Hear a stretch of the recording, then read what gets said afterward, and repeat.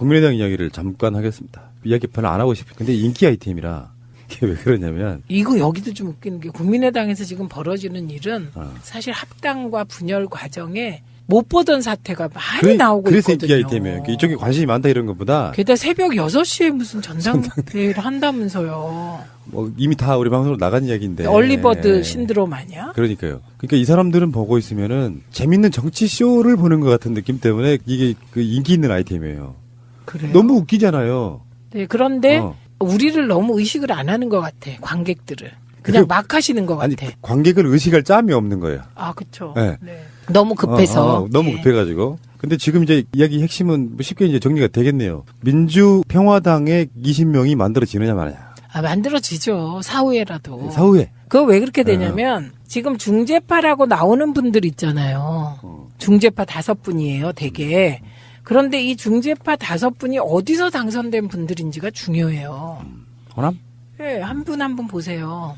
박주선, 김동철, 조승용, 황주홍, 이용호. 다 그러네. 다 호남이잖아요. 지금 이분들이 하고 있는 건 일반적으로, 뭐 이분들이 뭐 다르실 수도 있죠. 근데 일반적으로 보면 몸값 올리기에 정통 코스를 가고 계신 거예요. 그것도 있고, 하나 더는 박주선, 김동철, 조승용, 황주홍, 이용호가 대부분 다 지도부에 있었는데 안철수하고 일단 가까운 사람들이기 때문에 당장 안철수를 버리지 못하는 듯 저는 그런 인상 보거든요. 그게 뭐 예, 그렇죠. 예, 그런데 지금 김동철, 뭐 황주홍, 박주선, 이용호님은 모르겠어요. 이런 분들이 기반이 호남이 아니라면 되게 이 방정식은 단순해요. 그런데 호남이기 때문에 이 방정식은 막 복잡하게 보이죠. 그러나 뻔해요.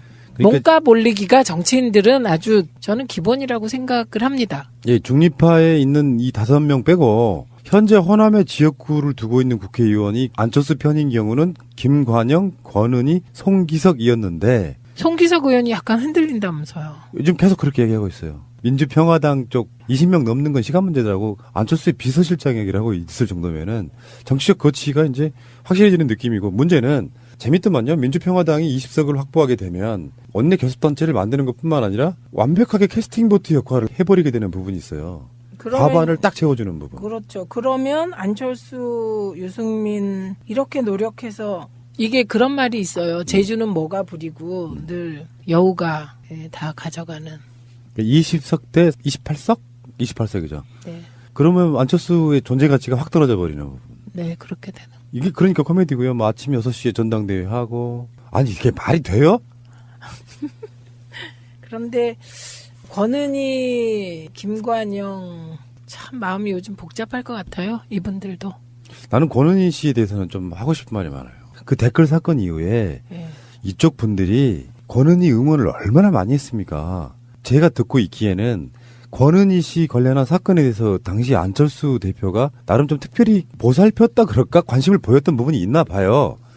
그건 그렇다 치더라도 일반적인 민심을 이렇게 못 읽는 사람이 그러니까 이런 거 있잖아요. 국회의원 나오는 것도 좀 그렇긴 했지만 그 당시에 네, 시기가 너무 빨랐죠. 네. 그렇지만 여기서 범국민적으로 관심을 받았던 그 한 상징적 인물이 달랑 어떻게 작은 어떤 사람에게 속해가지고 간다는 게 자기 정치 생명을 너무 빨리 단축시킨 이런 단견들을 보고 있으면 주위에 그 측근들이 누군지 욕 좀 해보고 싶은 바로 그런 인물이에요. 근데 뭐 여성이기 때문에 저는 노코멘트 하겠습니다. 예측할 수 있는 이 5인방의 행보는요.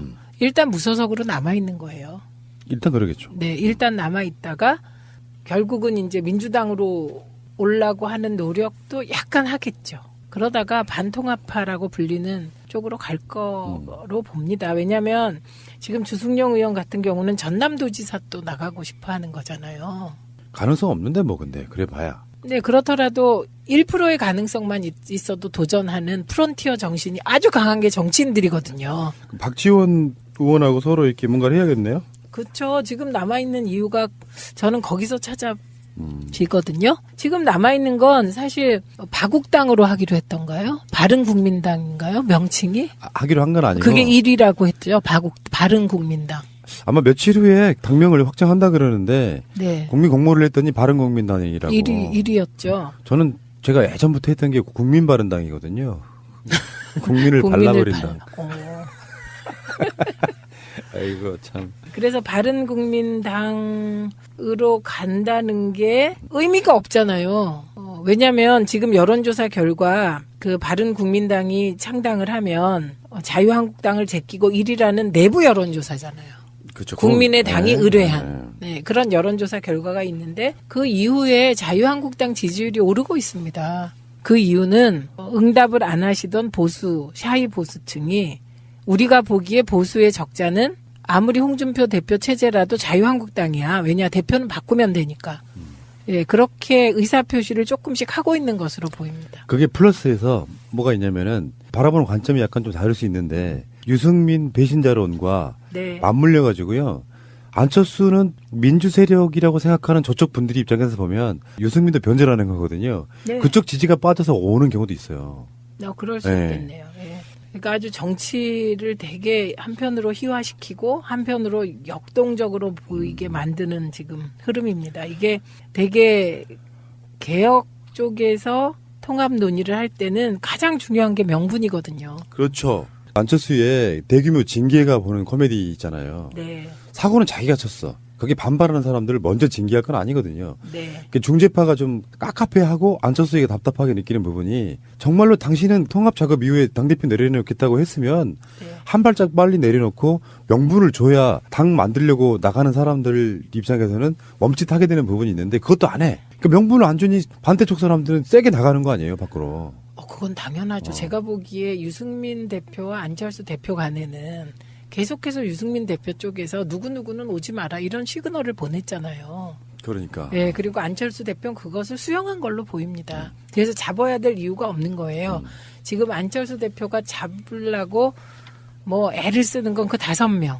그건 참 이게 어제의 동지가 오늘의 적이 된 적나라한 현장이고 정치를 하는 사람들의 속마음이 뭔지를 아주 지금 너무 창피하게 보여주는 그런 건데요.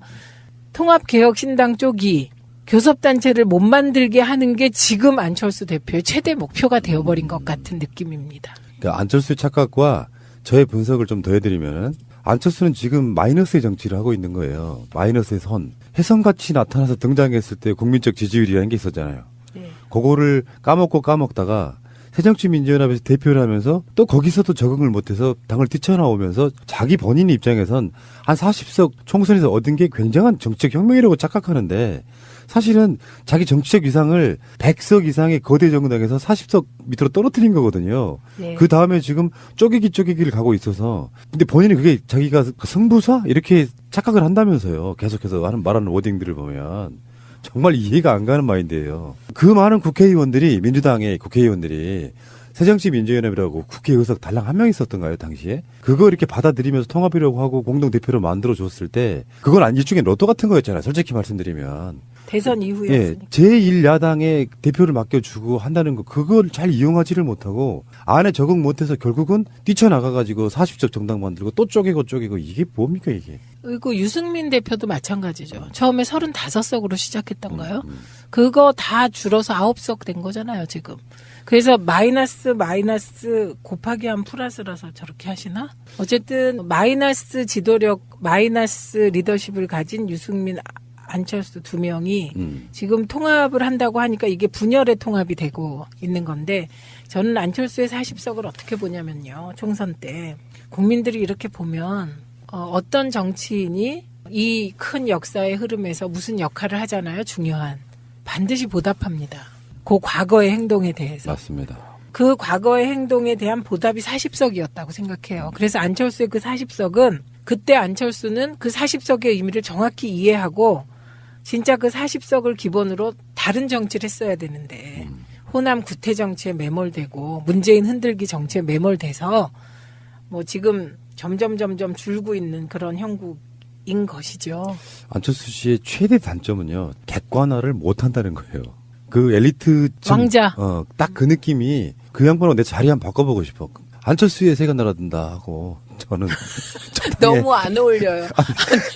안철수의 새가 날아든다 그러니까 갑자기요. 네. 이게 진짜 철새. 제 이야기를 하는 게 아니라 정치인들의 객관적인 시각으로 바라보려고 노력하는 위치에 있는 거잖아요. 네. 나 안철수 칭찬했을 거예요. 잘했다면. 근데 홍준표나 안철수는 너무 그 오랜 시간의 적폐스러움의 답습 같은 거예요. 정치인이 스마트해지려고 그러면 진짜 노련함은 그런 거거든요. 우선순위가 우리나라가 잘 되게 하는 거야. 두 번째는 그런 과정에 교묘하게 자기 이익도 챙기는 거예요. 근데 정권이 잘 되는 꼴을 못 봐. 그러면 이미 거기에 70% 까먹고 들어가는 거예요. 그 관점이 없어. 내가 지금 국민의당에 안철수라 그러면요. 상황이 엄청 바뀌었을 거야. 아마 지금 민주당의 국회의원들 한 30명은 와 있을 거야.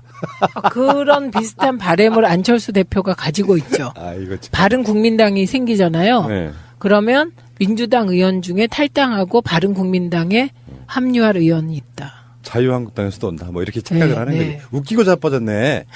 왜냐하면 이게 그 정치라는 게 주류 편입의 심리라는 게 있어요. 일반 국민들도 드라마 별로 재미없는 거 보고 있는데 한 드라마가 그 슬기로운 감방 생활처럼 뜨잖아요. 그러면 보다가도 이쪽으로 옮겨와. 그렇죠. 그러니까 정치도 마찬가지예요. 양당제가 유력할 수밖에 없는 게 거대 정당에서 하고 싶어해요 사람들은. 그리고 사표 방지 심리는 우리가 너무 이야기 많이 해왔지 않습니까? 그러니까 작은 정당은 세를 불려서 정말 키우는 것까지는 할 수 있지만 작은 세력에 어떤 사람들이 달라붙는 건 굉장히 어려운 일이에요. 말도 안 되는 소리가 그렇죠. 있어요. 여기서 흔히 문재인 대통령을 정치 몇 단, 정치 구단 이런 말 안 하잖아요. 다들 문재인 대통령을 정치 초보라고 생각하잖아요. 지금의 안철수의 위기를 만든 사람이 누구냐? 문재인입니다. 문재인이 안철수의 호남 기반을 완전히 무너뜨려 버린 거예요. 호남인의 마음을 송두리째 가져옴으로써. 그러니까 이게 이제 진심 정치가 통한다는 건데, 그러니까 진심 앞에 당해낼 그 암수, 꼼수는 없는 거죠. 안철수의 위기는 지지 기반 붕괴의 위기거든요. 그렇죠. 그래서 청년 무당파층이 안철수에게서 등을 돌리고, 지역 기반도 없고. 예, 이제. 호남도 무너지고. 그러니까 기반이 없어요. 그러니까 지금의 그 국민의당 39석이 아무 의미가 없다는 걸 가장 잘 아는 사람이 안철수라는 거죠. 제가 알고 있기에요. 민주평화당 쪽 국회의원들이 우리 방송을 엄청 많이 들으시더만요. 맨날 그래요? 거의 매일 안철수 까는 방송을 하거든. 근데 박지원 의원님은 새날에 안 나오시나요? 한번 초대 한번 해보려고 그래요. 아, 예. 적은 동지잖아요. EJ. 자, 이런 관점에서. 그러니까 이게 뭐 정치적으로 중요한 흐름을 갖고 있어서 안철수에 관심을 갖는다기보다 나는 솔직히 말씀드리면요. 오늘이 처음에 이런 표현을 쓰는데 악인의 말로 관점에서 저는 바라보고 있습니다. 악인이에요. 아니 대선 조작 같은 거 순진한 얼굴로 그렇게 해대고 있었잖아요. 우리 초딩이라고 말하면 오히려 순진하게 보는 건데 예. 악인의 말로 저는 보는 것 같습니다. 아, 네. 자, 지금 국회 이야기를 잠깐만 할게요. 임시국회가 오늘, 방송은 오늘부터 한 달 동안 열리거든요. 이 기간은 아마 이제 평창 올림픽과도 같은 기간에 겹치는 거고요. 그래서 아까 말씀하셨던 화재에 소방 관련한 3법. 오늘 당장 처리를 한다고 그러고요. 여론이 빗발치니까 뭐 어쩔 수 없는 거라고 생각이 들고 개헌 부분은 자유한국당은 못하겠다. 6월 달에. 그러니까 여당 쪽에서는 2단계로 하자. 꼭 권력구조 개편은 안 해도 되니까 다른 기타의 부분들을 먼저 집어넣고 다음에 권력구조 바꾸면 된다 하니까 이 개헌 논의를 할 수도 없고 안 할 수도 없고 지금 개헌 특위가 가동되고 있긴 한데 그런데 계속해서 약간 좀 보이콧 놓는 느낌으로 안 하려고 하니 문재인 대통령 발 개헌이 나올까봐 지금 자유한국당에서 약간 선수를 쳐서 뭔가를 또 하려고 하는 느낌이 그 상태가 계속 공전되고 있는 거 아니에요? 네. 근데 저는 이 과정을 보면서 우리가 87년에 정말 전 국민이 거리로 나오게 된 계기 4.13 호원 조치예요. 저는 지금 자유한국당이 하고 있는 게 이게 호원 조치 같은 느낌이 들어요. 그래서 이게 이제 그 현재 헌법 옹호 세력, 그 이꼬르 제왕적 대통령제 옹호 세력, 호원 세력이 된 거예요. 그리고 반개헌 세력이 된 거예요. 자유한국당이. 그러니까 1987년에 전두환의 대응을 보는 듯한 기시감이 있습니다. 개헌을 놓고. 호원 철폐. 적폐타도. 그렇죠. 지금 그렇게 바뀌었어요. 네. 근데 계속 이런 식이 거 아니에요. 저는 홍준표나 이런 사람들이 전향적으로 바꿔서 2단계 개헌이라도 했으면 좋겠어요. 지방선거 유리하고 불리할 게 뭐 있죠, 이게?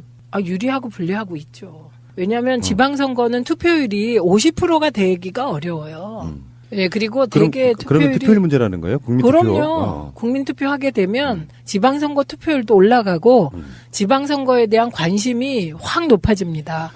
그러니까 개헌안 찬성과 1번 내리 투표하는 이런 거 있잖아요. 그런 관점이 아니고 투표율 때문이다. 투표율이에요, 투표율. 그래서 개헌은 대개 투표율이 70% 넘어요. 근데 70%가 나와서 나 개헌만 투표하고 지방선거는 투표 안 할래 이러기가 힘들어요. 그래서 개헌하고 연관해서 만약에 투표한다면 저는 올해죠. 올해 지방선거 투표율은 뭐 사상 최대가 될 거라고 봐요. 이 지점이 자유한국당으로 하여금 지방선거와의 동시 개헌 국민투표를 반대하게 만드는 키포인트죠. 근데 저는 반대로 봐요. 그러니까 개헌 국민투표는 투표율에 영향을 끼치기 전에 많은 국민들이 이날만을 기다려왔다가 지금 일단 지방선거고 그다음에 총선일 거라고 생각이 들어서 사상 최대인 건 국민투표랑 상관이 별로 없어도 그 정도 될 거라고 보는 거거든요. 아, 지방선거 투표율이 그거는 뭐 굉장히 고무적인 건데 그게 이제 지금 약간 우려되는 건 20, 30대가 지금 지지율이 조금 떨어지고 있는 거잖아요. 그러니까 5, 60대는 투표율의 변화가 거의 없어요. 그런데 지금 20, 30대가 조금 동요하고 있기 때문에 그냥 분위기가 문재인 대통령 70% 지지율로 쭉 가면 지방선거 투표율이 한 60% 될 게 지금은 한 50%대로 떨어지지 않았나. 이런 감에 의한 발언을 감히 해보는데요.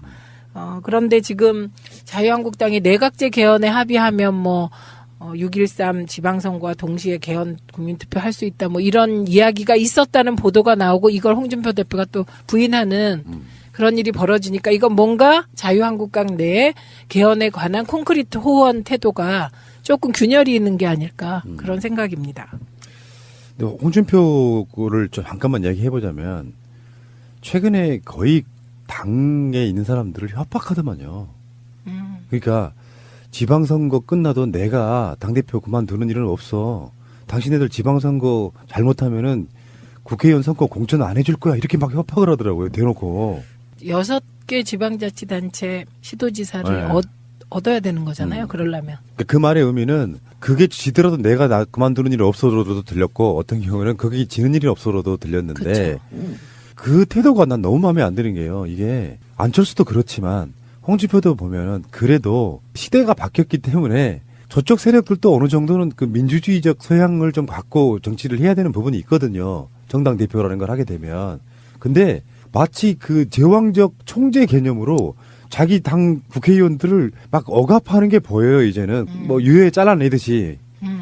그런 걸 이렇게 보고 있으니까, 결국은 빨리 망했구나라고 느끼는 게 그거 못 견디거든요, 이제. 근데 너무 다행인 것은 푸나님의 그 생각을 일반 국민들도 많이 하고 계시다는 거죠. 그래서 자유한국당의 정말 골수 지지자신 분들도 홍준표는 너무한다고 생각하시더라고요. 그러니까 홍준표 이후에 자유한국당의 정상적인 대표를 그리워하고 있는 것 같아요. 제가 봤을 때는 홍준표는 좀 열등감과 피해의식이 쩔어 있어요. 너그럽게 뭔가를 갖지를 못하고 일단 개파도 없지.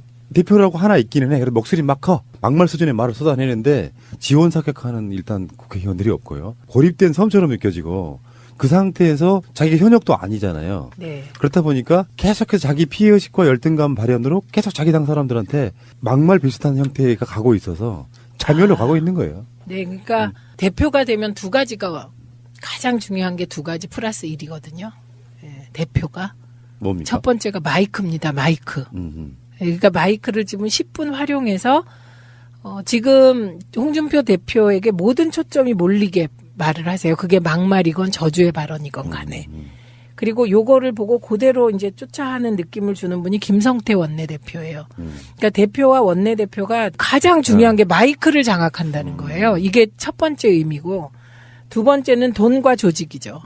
근데 돈은 사실 함부로 쓸 수가 없어요. 이거야말로 선관위에서 지원되는 국고 보조금이 다 요목이 있고 정말 한 푼도 제대로 쓸 수 그 마음대로 못 쓰게 되어 있거든요. 그러면 돈은 별로죠. 뭐 한 2천만 원 대표가 쓴다고 해도 뭐 더 이상은 곤란하니까. 그 다음이 조직 장악인 거죠. 그러니까 이제 인사권을 가지고 친박을 괴멸시키겠다 뭐 이런 거 아닙니까? 그래서 제가 보기에는 친박도 많이 홍준표 대표 쪽으로 줄을 선 분들이 있는 것 같더라고요. 그래서 이렇게 되는 건데 핵심이 마이크예요. 그래서 지금 보면 자유한국당에 기억나는 사람이 전 딱 3명인데 홍준표, 김성태, 장제원.